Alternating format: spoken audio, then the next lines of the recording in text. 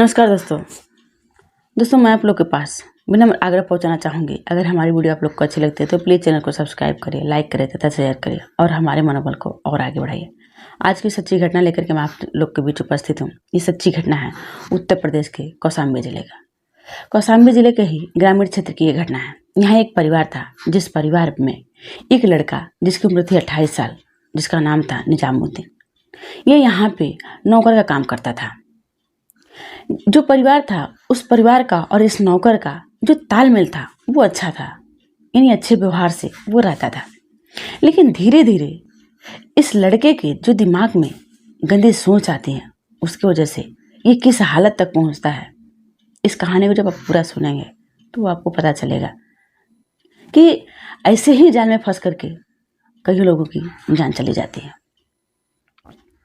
तो सर, ये लड़का धीरे धीरे जो इस घर की एक औरत थी, उस औरत को ये मन ही मन चाहता है, यानी उससे ये प्यार करता है, उसके बारे में कुछ गंदी सोचे रखता है। लेकिन कभी उस महिला से कहता नहीं है कि मैं तुमसे प्यार करता हूँ। लेकिन जो दिमाग इसका था वो हर वक्त उसको लेकर ही ये सोचते रहता था और इसके दिमाग में कुछ गंदी सोच उपजती रहती थी। धीरे धीरे इसका जो व्यवहार था, उस व्यवहार की वजह से उस महिला को लगता है कि ये जो लड़का है, यानी जो हमारे घर पे जो नौकर का काम करता था निजामुद्दीन, उसकी जो सोच है कुछ गंदी है। अब धीरे धीरे ये किसी को बताती नहीं है महिला, ना ही वो भी किसी को नहीं बताता है निजामुद्दीन, यानी नौकर। लेकिन धीरे धीरे ये कुछ ऐसा व्यवहार करता है उस औरत के प्रति, जिससे लगता है उस औरत को कि हाँ, ये हमारे प्रति गंदा सोच रखता है। लेकिन जो बाकी मेंबर थे घर वाले, उनसे जो तालमेल था इस लड़के का, यानी निजामुद्दीन का, उस नौकर का, वो अच्छा था। ये महिला सोचती है अगर घर पे मैं किसी से कहूँ तो शायद घर वाले यकीन ना करें कि निजामुद्दीन ऐसा लड़का है, वो हमारे ऊपर ही उंगली उठाए। इसी को सोच करके वो किसी से कुछ नहीं बताती है। लेकिन धीरे धीरे उसको लगता है कि हाँ, जो ये लड़का है ये हमारे प्रति गंदे सोच रख रहा है। फिर एक रोज ये लड़का मौका पा करके उस महिला के कमरे में जाता है और उसके साथ कुछ अभद्रता करने लगता है। उस महिला को अच्छा नहीं लगता है, बिल्कुल भी अच्छा नहीं लगता है। फिर उसको डांटती है और वहाँ से भगा देती है।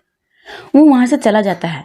फिर ये बात ना वो महिला किसी को बताती है और ना वो नौकर किसी को बताता है। इन दोनों के बीच में ही इतनी बातें रहती है।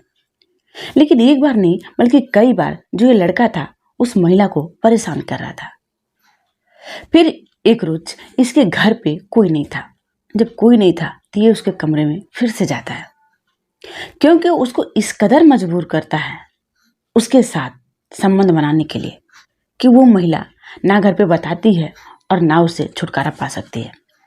फिर जो रास्ता अपनाती है वाकई बहुत भयानक होता है। ये उस महिला के कमरे में जाता है और फिर उसके साथ कुछ गंदे हरकतें करने लगता है।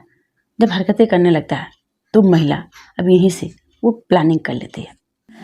फिर ये महिला उसको बोलती है कि ठीक है, तुम बिस्तर पे चलो, मैं दरवाज़ा बंद करके आ रही हूँ। दरवाज़ा बंद करके जब जाती है तो वो एक रुमाल लेती है और रुमाल में कुछ दवा लगाती है और फिर उसके पास जब जाती है तो प्यार से ही उससे बातें करते हुए उसके चेहरे पे कुछ पोंछने के बहाने उस रुमाल को लगाती है।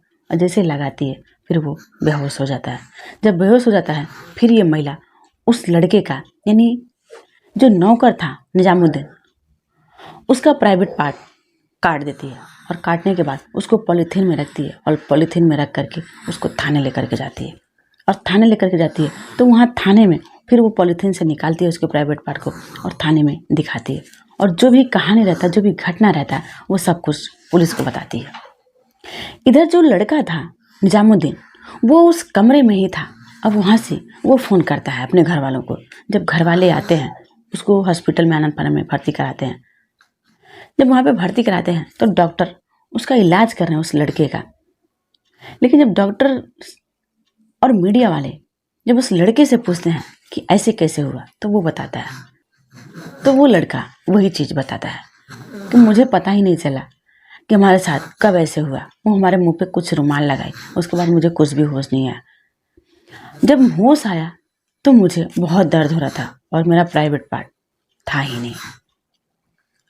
अब पुलिस भी हैरान थी कि इस महिला के जो काम है, ये जो सोच है इसकी इस तरह से है, इसकी जो हिम्मत है वो ऐसी हिम्मत है कि एक पुरुष का प्राइवेट पार्ट काट के उसको पॉलीथीन में करके थाने तक ले आई।